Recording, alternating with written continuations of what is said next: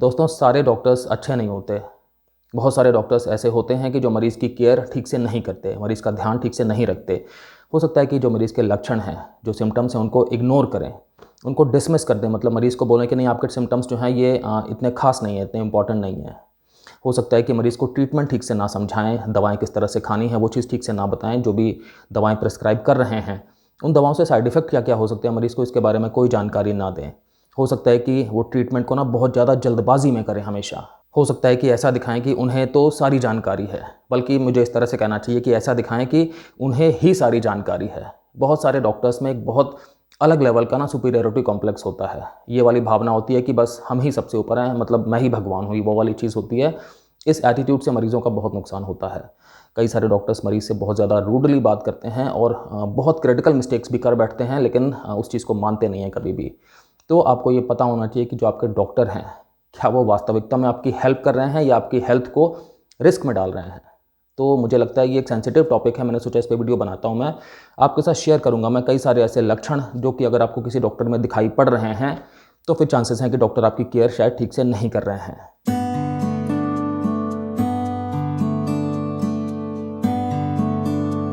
दोस्तों, मैं हूं doctor Kamal Singh, x armed forces medical college, x Fortis hospital, x a lot of corporate hospitals. दोस्तों, मुझे 20 साल से भी ज़्यादा का क्लिनिकल एक्सपीरियंस है और मैंने critical care medicine, internal medicine, emergency medicine और फैमिली मेडिसिन में बहुत सारी प्रैक्टिस की है। मरीज़ की मेडिकल केयर अच्छी हो पाए, इसके लिए बहुत ज़रूरी है कि डॉक्टर के मन में एम्पैथी हो। एम्पैथी का मतलब हो गया कि डॉक्टर का मरीज़ के साथ में एक अंदर का कनेक्शन हो। कनेक्शन का मतलब है कि मरीज़ किस तरह से महसूस कर रहे हैं, मरीज़ की एक मानसिक अवस्था क्या है, वो चीज़ डॉक्टर को समझ में आ रही हो और डॉक्टर को उस चीज़ से फ़र्क भी पड़ रहा हो कि अगर मरीज़ को लक्षण बहुत ज़्यादा परेशान कर रहे हैं, तो डॉक्टर इस बात को समझ पा रहा हो कि जो मेरा मरीज़ है ना, वो ज़्यादा परेशान है। उसी के हिसाब से फिर ट्रीटमेंट जो है वो हमेशा बेस्ट पॉसिबल हो पाता है, अगर डॉक्टर समझ पाए। अगर बिल्कुल एक रोबोटिक हिसाब किताब होगा, बिल्कुल डिसइंटरेस्टेड होंगे मरीज़ के अंदर क्या चल रहा है उस चीज़ को लेकर के, तो कभी भी मेडिकल केयर बहुत अच्छी नहीं हो सकती। तो इम्पॉर्टेंट है कि डॉक्टर का काम मरीज़ को डायग्नोस करने के अलावा, मरीज़ का इलाज करने के अलावा, कि मरीज़ के मन में जो भी इमोशंस चल रहे हैं, जो भी मरीज़ के अपने अंदर की अंडरस्टैंडिंग है, जो भी मरीज़ के अंदर चिंताएं हैं, जो भी मरीज़ के अंदर डर हैं, उन सब चीज़ों को समझना। तभी एक आपस में डॉक्टर पेशेंट का रिलेशन बन पाता है, एक आपस में रैपो बन पाती है, और तभी मरीज़ के अंदर भी एक ट्रस्ट आ पाता है कि जो डॉक्टर मेरे लिए करेंगे वो सब कुछ ठीक करेंगे, क्योंकि डॉक्टर को मेरी हालत से फ़र्क पड़ता है। ये वाली जो भावना है ना, ये बहुत इंपॉर्टेंट होती है। बिना ट्रस्ट के कभी भी इलाज ठीक से नहीं किया जा सकता, और ट्रस्ट पैदा करने के लिए डॉक्टर की अपनी बहुत अहम भूमिका होती है। ये कहना गलत है कि सब कुछ मरीज़ के हाथ में है, डॉक्टर के हाथ में बहुत इंपॉर्टेंट रोल होता है इस चीज़ का। तो आप समझिए कि अगर आपको ऐसा लग रहा है कि आपके डॉक्टर जो हैं वो अंदर से आपके साथ कुछ ख़ास ताल्लुक़ नहीं रखते, मतलब उनको कोई ऐसी ख़ास आपकी चिंता नहीं है, एक तरह से अगर आप कोई कनेक्शन उनके साथ में नहीं फ़ील कर पाते हैं, तो आप ज़रूर कोशिश करिए कि एक बार सेकंड ओपिनियन भी लीजिए, मतलब कि किसी और डॉक्टर से मिलिए। क्योंकि अगर आपके साथ किसी डॉक्टर की रैपो बनेगी, अगर आपको एक मेंटल कनेक्शन बनेगा ना, तो हमेशा आप भी ज़्यादा अच्छी तरह से समझ पाएंगे कि आपकी बीमारी क्या है, किस तरह से उसमें सुधार हो रहा है। और आपके डॉक्टर को अगर आपकी बीमारी से फ़र्क पड़ता है, अगर आपके डॉक्टर को आपकी आंतरिक शांति से फ़र्क पड़ता है, आपकी मेंटल वेलबींग से फ़र्क पड़ता है, तो आप समझिए आपका इलाज भी कितना बेहतर हो पाएगा, क्योंकि डॉक्टर तब अपना एक तरह से पर्सनल टच डाल रहे हैं आपको ठीक करने में, जो कि हमेशा रिक्वायर्ड होता है। अगली चीज़ आती है कि जो डॉक्टर का कम्युनिकेशन है पेशेंट के साथ में, कम्युनिकेशन का मतलब है कि जो डॉक्टर की एक तरह से बातचीत है मरीज़ के साथ में, वो परफेक्ट होनी चाहिए। परफेक्ट से मेरा क्या मतलब है? बहुत बार डॉक्टर्स ऐसे करते हैं कि मरीज़ कुछ पूछना चाह रहा है, मरीज़ कुछ बीच में अपनी बात कहना चाह रहा है, डॉक्टर ने उसको वहीं पर मना कर दिया, टोक दिया उसको कि नहीं, आप मेरी बात सुनिए। ये चीज़ ठीक नहीं है। बहुत बार ऐसा होता है कि डॉक्टर जो है ना, बहुत हाई फाई भाषा का प्रयोग करते हैं मरीज़ को कुछ भी समझाने के लिए। ये चीज़ भी ठीक नहीं है, क्योंकि मरीज़ अगर समझ ही नहीं पाएगा, तो फिर आप जो हाई फाई भाषा का प्रयोग कर रहे हैं उसको समझाने का मतलब क्या है? मरीज़ की समझ में तो नहीं आ रहा है, और आपका काम है मरीज़ को समझाना। बहुत बार ऐसा होता है कि मरीज़ गया डॉक्टर के पास कंसल्टेशन के लिए। अब कंसल्टेशन के टाइम पे डॉक्टर जो हैं वो अपनी किसी चीज़ में बिज़ी हैं और मरीज़ की बातों पे ध्यान नहीं दे रहे हैं। ये चीज़ भी अपने आप में ठीक नहीं है, क्योंकि अगर मरीज़ की बात को वो सुनेंगे नहीं, समझेंगे नहीं, तो फिर काम कैसे चलेगा? फिर वो कैसे ठीक से मरीज़ का इलाज कर पाएँगे? कई बार ऐसा भी होता है कि वो जो है बहुत जल्दी-जल्दी से डॉक्टर जो है अपनी बात को समझाने की कोशिश करते हैं, बिल्कुल रश करते हैं इस चीज़ के लिए। तो अगर वो बहुत जल्दी में कुछ एक्सप्लेन करेंगे, तो मरीज़ को कैसे समझ में आ पाएगी ठीक से वो सारी चीज़? तो इम्पॉर्टेंट है कि डॉक्टर ठहराव के साथ में किसी कॉम्प्लेक्स चीज़ को सिंपल करके बताएँ। एक चीज़ और होती है कई बार कि डॉक्टर्स जो हैं वो मरीज़ को उनकी बीमारी के बारे में, उनकी कंडीशन के बारे में या उनके इलाज के बारे में ठीक से जानकारी देते ही नहीं हैं। बहुत कम बताते हैं, मतलब बहुत मिनिमम जानकारी देते हैं, बाकी अपने पास ही रख लेते हैं। ये चीज़ भी बिल्कुल ठीक नहीं है, क्योंकि फिर क्या है कि मरीज़ कई बार ठीक से चीज़ों को समझ ना पाने की वजह से ठीक से फॉलो अप नहीं कर पाते। ठीक से अगर फॉलो अप नहीं कर पाएंगे, फिर मरीज़ से कुछ ना कुछ गलती हो ही सकती है। भाई डॉक्टर ने नहीं बताया कि ये जो दवाई है ये कितने टाइम तक के लिए लेनी है, मरीज़ को ये बात नहीं पता लग पा रही, मरीज़ ने लंबे टाइम के लिए ले ली। फिर जब डॉक्टर के पास गए तो डॉक्टर ने बोला कि आप तो ये बिल्कुल गलत कर रहे हैं। अब जब मरीज़ ने बोला कि आपने तो मुझे बताया ही नहीं था, तो डॉक्टर ने बिल्कुल गुस्से से देख लिया या बोला कि आप ये मेरे बारे में कैसी बात कर रहे हैं, आप मुझे डॉक्टरी सिखाएंगे। तो ये जो है ना, सारा कम्युनिकेशन का जो चैनल है ये बिल्कुल सही होना चाहिए। डॉक्टर को सारी की सारी बातें मरीज़ को बिल्कुल ठीक से एक्सप्लेन करनी चाहिए और मरीज़ की सारी बातें भी ठीक से सुननी समझनी चाहिए। अगर ये चैनल जो है कम्युनिकेशन का ये ठीक से काम नहीं करेगा तो फिर कहीं ना कहीं प्रॉब्लम है, और ये डॉक्टर का फ़र्ज़ है कि वो इस कम्युनिकेशन चैनल को बिल्कुल ठीक से ऑपरेट होने दे, मरीज़ की सारी बातों को समझे और ख़ुद भी मरीज़ को हर एक चीज़ बिल्कुल इस तरह से समझ के बताए कि मरीज़ को मेडिकल नॉलेज नहीं है, मरीज़ की कोई मेडिकल ट्रेनिंग नहीं है और मरीज़ पूरी तरह से आपके ऊपर डिपेंडेंट है। तो अगर आप उनको ठीक से समझाएंगे, बताएंगे, तभी मरीज़ उन चीज़ों को समझ पाएंगे, फॉलो कर पाएंगे, और ये सब चीज़ें मरीज़ के ट्रीटमेंट में बहुत इंपॉर्टेंट होती हैं। अगली चीज़ आती है कि बहुत सारे डॉक्टर्स में एक एटीट्यूड होता है कि मरीज़ के जो भी लक्षण हैं, जो भी मरीज़ सिम्टम अपने बता रहे हैं ना, उनको सुनते ही डिसमिस कर देंगे कि नहीं नहीं नहीं, ये जो आप बता रहे हैं लक्षण, इसमें कोई ऐसी खास बात नहीं है, कोई परेशान होने वाली बात नहीं है, ये तो स्ट्रेस की वजह से है या ये एंग्जाइटी की वजह से है। ये आप बोल देंगे कि ये जो है ये सिर्फ आपके दिमाग में है चीज़, असल में कोई ऐसी बात नहीं है, तो आप क्यों इससे इतना परेशान हो रहे हैं, जबकि मरीज़ को वास्तविकता में परेशानी है उन लक्षणों से। अगर मरीज़ बोलेगा कि डॉक्टर साहब एक बार कंफर्म कर लो, कोई इसके पीछे बीमारी ना हो, तो भी डॉक्टर जो है वो मना करेंगे, डिनाई करेंगे, मतलब कि अपना इंटरेस्ट जाहिर नहीं करेंगे इस चीज़ में कि आगे टेस्ट वेस्ट करा के देख लें या आगे और छानबीन कर लें, शायद कोई बीमारी ही वास्तविकता में ना हो। तो इस वाले एटीट्यूड से क्या होता है कि जो मरीज़ की बीमारी है वो पकड़ में जल्दी आती ही नहीं है टाइम पे, वो हमेशा डायग्नोसिस और ज़्यादा डिले हो जाती है, उसी तरह से ट्रीटमेंट भी ठीक से टाइम पे स्टार्ट नहीं हो पाता। अगली चीज़ आती है कि बहुत सारे डॉक्टर्स ना पेशेंट की रिस्पेक्ट नहीं करते कि पेशेंट की भी अपनी एक ऑटोनॉमी है, मतलब पेशेंट की भी अपनी एक तरह से एक विल है, कुछ राइट्स हैं पेशेंट के। जो पेशेंट के राइट्स हैं उनका बहुत सारे डॉक्टर्स बिल्कुल भी रिस्पेक्ट नहीं करते और उन्हें देखा जाए तो उनका उल्लंघन करते हैं।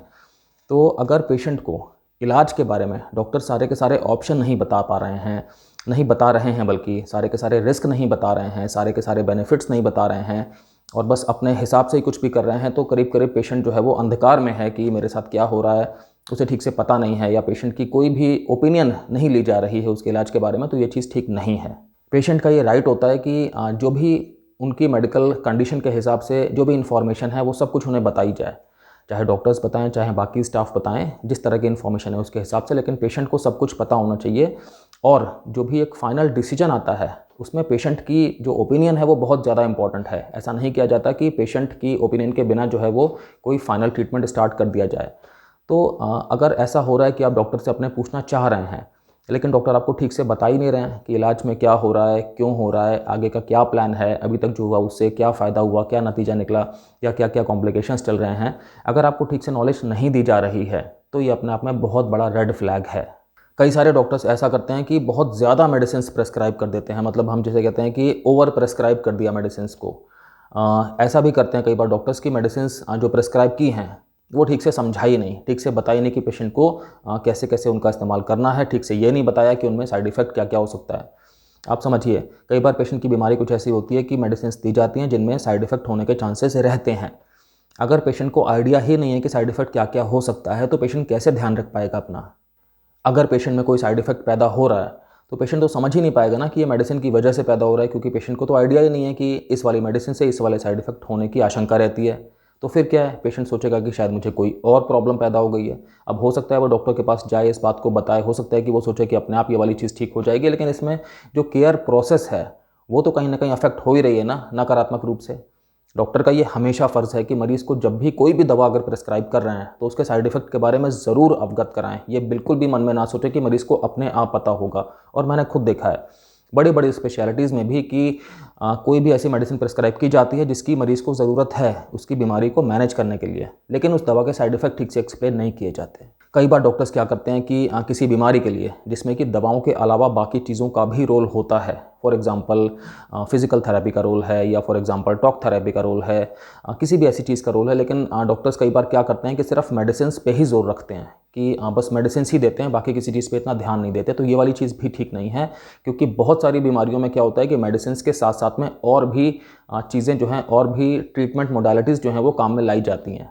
कई बार ऐसा भी होता है कि आप किसी बीमारी से पीड़ित हैं, डॉक्टर ने आपको दवाएं लिखी थी और आपको बुलाया था 1 महीने के बाद। आप 1 महीने बाद गए, डॉक्टर ने ठीक से आपकी जांच करी नहीं, ठीक से आपको उन्होंने देखा नहीं, आपका चेकअप नहीं किया और बस जो आपकी दवाएं चल रही थी वही दवा उन्होंने लिख दिया कि आगे इसको कंटिन्यू करो 1 महीने और उसके बाद दिखाना इस वाले टेस्ट के साथ में। तो ये वाली चीज़ भी ठीक नहीं है। डॉक्टर को ये हमेशा चाहिए कि वो आपका ना एक बार ठीक से चेकअप कर लें जब भी आप उनके पास में जा रहे हैं, और ये भी देख लें कि कौन कौन सी मेडिसिन जो हैं वो कंटिन्यू करने की ज़रूरत है, कौन कौन सी मेडिसिन की मतलब डोज में कुछ चेंजेस करने की ज़रूरत है, कौन कौन सी मेडिसिन अब बंद करने की ज़रूरत है, जो भी इस तरह की चीज़ है। बहुत बार ऐसा होता है कि डॉक्टर जो हैं वो कंटिन्यू सेम ट्रीटमेंट कर देते हैं, और कई बार वो जो सेम ट्रीटमेंट कंटिन्यू करने की सलाह देते हैं उनमें से कुछ एक मेडिसिन की अब पेशेंट को ज़रूरत नहीं हुई होती, क्योंकि पेशेंट की बीमारी पहले से बेटर हो रही होती है। कई सारे डॉक्टर्स में ये वाला इशू होता है कि जो उनकी मेडिकल नॉलेज है वो अप टू डेट नहीं होती, वो मतलब बहुत पुराने ढर्रे पर ही होती है कि उन्होंने एक तरह से मेडिकल कॉलेज से जब पढ़ाई की थी तो जो कुछ वो समझ पाए थे, सीख पाए थे, बस उन्हीं चीज़ों को वो अभी भी अप्लाई कर रहे हैं, उसमें उन्होंने कुछ भी एडिशन नहीं किया, कुछ भी चीज़ें जोड़ी नहीं हैं। जबकि मैं आपको बताता हूँ हेल्थ केयर में क्या होता है कि जो भी यहाँ पे रिसर्च वगैरह हो रही होती है, जो भी नए नए फाइंडिंग्स आ रही होती हैं, नई नई गाइडलाइंस आ रही होती हैं, नई नई ट्रीटमेंट की प्रोटोकॉल्स बन रही होती हैं, डायग्नोसिस के बारे में जो भी चीज़ें आ रही होती हैं, वो सब की सब मेडिकल जर्नल्स में पब्लिश होती हैं। तो डॉक्टर को हमेशा जो भी उसकी स्पेशलिटी है उससे संबंधित मेडिकल जर्नल का अध्ययन करना चाहिए। मेडिकल जर्नल नॉर्मली मंथ में 1 बार आते हैं, कई बार साल में 4 बार आते हैं, जो भी उनकी अपनी फ्रीक्वेंसी होती है। तो अगर मेडिकल जर्नल्स का अध्ययन लगातार करते रहेंगे ना, तो ये पता चलेगा ना कि कौन कौन सी नई नई दवाएं आ रही हैं, किस किस बीमारी में उनका क्या क्या रोल है, क्या क्या साइड इफ़ेक्ट्स हैं, कौन सा ट्रीटमेंट है कि जो पहले बहुत ज़्यादा कारगर समझा जाता था लेकिन अब आउटडेटेड सा हो गया है, अब जो है वो इस ट्रीटमेंट पे शिफ्ट हो गए हैं। तो ये सब चीज़ें पता चलेंगी तभी तो मरीज़ का बिल्कुल लेटेस्ट और बिल्कुल बढ़िया ट्रीटमेंट हो सकता है। तो कई सारे डॉक्टर्स का इस चीज़ में कोई रुझान नहीं होता, ये भी चीज़ अपने आप में गलत है, एक रेड फ्लैग है। अगर आपको कभी भी किसी डॉक्टर से आप पूछें कि जो आपकी बीमारी है इसमें क्या क्या संभावनाएं हैं, किस तरह की नई नई डिस्कवरीज इसमें हो रही हैं और क्या क्या आशाएं हैं आगे के लिए, और अगर आपको लगे कि आपके डॉक्टर ये सुनते ही जो है उन्हें कुछ हो गया अंदर से, वो थोड़ा इरिटेट हो गए या वो थोड़ा सा आपको अवॉइड कर रहे हैं, आप समझ जाइए। मैंने अपने एक्सपीरियंस में एक चीज़ देखी है कि बहुत सारे डॉक्टर्स ऐसे होते हैं जो मरीज़ को अभी भी बहुत पुराने टाइप की दवाएँ लिखते हैं। वो दवाएँ जो लगभग 20-25 साल पहले बहुत ज़्यादा लिखी जाती थी, लेकिन अब क्या है कि 20-25 साल के टाइम में ना बहुत सारी रिसर्च हुई है, तो उन्हीं बीमारियों के लिए अब काफ़ी बेटर दवाएं आ चुकी हैं, लेकिन अब उन डॉक्टर्स को ठीक से आइडिया ही नहीं है। तो जो वो उस टाइम पे लिखते थे वही चीज़ें वो इस टाइम पे भी लिख रहे हैं। इससे क्या हो रहा है कि मरीज़ की जो केयर जितनी अच्छी होनी चाहिए उतनी अच्छी नहीं हो पा रही है, क्योंकि मरीज़ को जिस तरह की बेहतरीन दवाएँ मिलनी चाहिए थी वो मरीज़ को नहीं मिल रही हैं। अगली चीज़ है कि बहुत सारे डॉक्टर्स के अंदर ना मरीज़ की एक जो साइकोलॉजिकल स्टेट है, जो मरीज़ का एक तरह से आप कहिए मानसिक स्वास्थ्य है, या एक तरह से मानसिक जो उसकी कंडीशन है ना, उसके लिए कोई भी डॉक्टर के मन में कोई ख्याल नहीं होता, कोई रिगार्ड नहीं होता, या कि उस चीज़ की कोई ख़ास वैल्यू नहीं होती। ये चीज़ अपने आप में गलत होती है, क्योंकि हम समझ सकते हैं कि जो फिज़िकल हेल्थ होती है, मतलब जो शारीरिक स्वास्थ्य है, वो मेंटल हेल्थ या मानसिक स्वास्थ्य के साथ में जुड़ा हुआ होता है। तो ये इम्पॉर्टेंट है कि मरीज़ अंदर से भी सही महसूस करे। तो डॉक्टर का काम सिर्फ ये नहीं है कि रोबोट की तरह से हम मरीज़ की शारीरिक जो बीमारी है उसका इलाज करेंगे और मरीज़ कैसा महसूस कर रहा है उस चीज़ को हम नज़रअंदाज करेंगे, ऐसा बिल्कुल भी नहीं होना चाहिए। मरीज़ की जो भी मेंटल स्टेट है, जैसे मरीज़ हो सकता है कि बहुत ज़्यादा एंग्शियस है, मतलब अंदर से बहुत ज़्यादा चिंता में है, बहुत ज़्यादा व्याकुल हैं, या उनके अंदर डर है किसी बात का अपनी बीमारी को लेके, तो ये डॉक्टर का फ़र्ज़ है कि उस चीज़ की तहकीकात करें, उस चीज़ के अंदर तक जाएं और जो भी उसके लिए बेस्ट पॉसिबल सलाह है वो मरीज़ को दें। अगर उनको लगता है तो वो किसी मानसिक जो स्पेशलिस्ट होते हैं, डॉक्टर साइकियाट्रिस्ट होते हैं, उनके पास मरीज़ को रेफ़र करें, ताकि मरीज़ की जो मेंटल स्टेट है वो भी तो सही रहे। कई डॉक्टर्स ऐसा करते हैं कि मरीज़ अगर उनसे बात कर रहे हैं कि डॉक्टर साहब मुझे आजकल ऐसा महसूस होता है, तो वो उस चीज़ को बिल्कुल एक तरह से रिडिक्यूल कर देते हैं, मरीज़ का उपहास कर देते हैं या मरीज़ को छोटा करके दिखा देते हैं। तो फिर मरीज़ का भी अब अंदर से मोरल डाउन हो जाता है, तो वो सोचता है कि चलो शायद मुझ में कोई कमी है, मैं इस तरह की बात नहीं करता। लेकिन यहाँ पर ये डॉक्टर के एंड पे ये गलती है, ये वाला एटीट्यूड बिल्कुल नहीं होना चाहिए। अगली चीज़ है कि बहुत सारे डॉक्टर्स जो हैं वो एथिकल प्रैक्टिस नहीं करते, वो मरीज़ के साथ में अनएथिकल बिहेवियर रखते हैं, अनप्रोफेशनल बिहेवियर रखते हैं। ये चीज़ अपने आप में बिल्कुल निंदनीय है, बहुत ज़्यादा गलत है, इसकी जितनी भी भर्त्सना की जाए वो कम है, क्योंकि डॉक्टर को मरीज़ हमेशा, समाज हमेशा भगवान का रूप समझता है। तो डॉक्टर्स कई बार ऐसा करते हैं कि मरीज़ को लेकर के इनएप्रोप्रिएट कमेंट करना, या कि मतलब मरीज़ की आलोचना करना, मरीज़ को डांटना बिना किसी बात के, ज़ोर ज़ोर से चिल्लाना उसके ऊपर, या कुछ भी एक चीप बात कर देना, ये सब कुछ डॉक्टर्स को कभी भी नहीं करना चाहिए। साथ साथ में ये भी इंपॉर्टेंट है कि बहुत सारे डॉक्टर्स क्या करते हैं ना कि किसी एक ही जगह से ना, किसी एक ही लैब से बिना मतलब में बार बार टेस्ट कराते रहते हैं। तो ये भी चीज़ अपने आप में गलत है। मरीज़ को तो नहीं पता लग पाता कि मेरे साथ ऐसा क्या हो रहा है, उसको तो लगता है ये सब चीज़ें ज़रूरी हैं। कई बार डॉक्टर्स ऐसा भी करते हैं कि जिस ट्रीटमेंट की मरीज़ को ज़रूरत नहीं है तो भाई वो वाला ट्रीटमेंट भी मरीज़ को देना स्टार्ट कर देते हैं, क्योंकि वो बस महंगा है शायद, इससे उनको फाइनेंशियल गेंस हो जाएंगे। ये वाली चीज़ भी ठीक नहीं है। बहुत बार मैंने देखा है कि ऐसा भी होता है कि मरीज़ की जो बीमारी है उसके लिए ओरल दवाएं देनी चाहिए, लेकिन डॉक्टर्स जो हैं वो सीधे IV ट्रीटमेंट स्टार्ट कर देंगे, ग्लूकोज वगैरह स्टार्ट कर देंगे। तो ये वाली चीज़ भी ठीक नहीं है। कई डॉक्टर्स ऐसा करते हैं कि जो मरीज़ की अपनी एक जो कॉन्फिडेंशियलिटी होती है, मतलब जो एक मरीज़ का अपना प्राइवेट स्पेस होता है, जो डॉक्टर और मरीज़ के बीच की बातचीत होती है, वो एक तरह से हमेशा व्यक्तिगत होती है, उसे पर्सनली रखना चाहिए। तो कई बार डॉक्टर्स उस चीज़ का भी लिहाज नहीं करते।